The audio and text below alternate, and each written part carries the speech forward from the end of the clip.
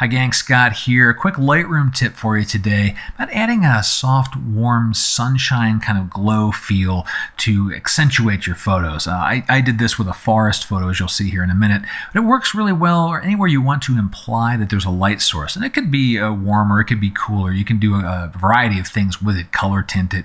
You'll get the idea once I've shown you the basic technique here. And then you can get creative and kind of go wild here. So let me show you the before and after, and then I'll show you the technique. Now, here's the original photo. Original photo. I finished all of my editing except adding this bit of glow. You can see the sun's coming in through the trees here. This is mid-morning in this forest path. And then if I hit the snapshot with the afterglow, you'll see this adds this nice bit of warmth coming in through the trees, but it's doing so in a really natural way. Before and after. Well, how are we accomplishing that? Well, the answer is radial filters and luminosity masks. So let me open the radial filter and let me pick the pin that I have this placed on. I'll click that pin and I'll keep it hovered there. You can see the red is where the effect is being applied, and it's quite speckled and spackled through here. Well, how are we doing that? It's down here in the luminance range, right? We've got this luminance range mask. I'll show that range, and it's not everywhere, right? It's kind of weird. I don't know what's happened to the slider here. Oh, I hovered over it and jumped over it. That's interesting because the numbers were 70 to 100. The trick is taking the range and increasing that left-hand slider so that all of the shadow areas are not affected. We'll turn that off.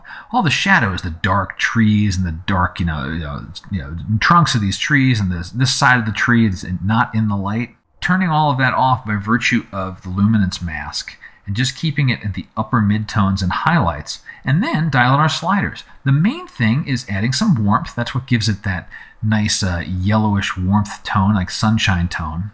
I did increase the exposure a little bit to give it more airiness.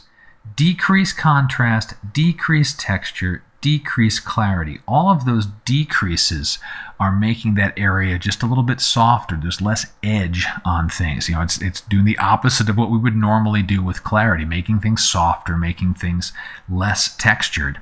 And so when all that gets added up, if I don't think I'll turn this off. I think I have too many other radials in the scene. But back to our before and after snapshot.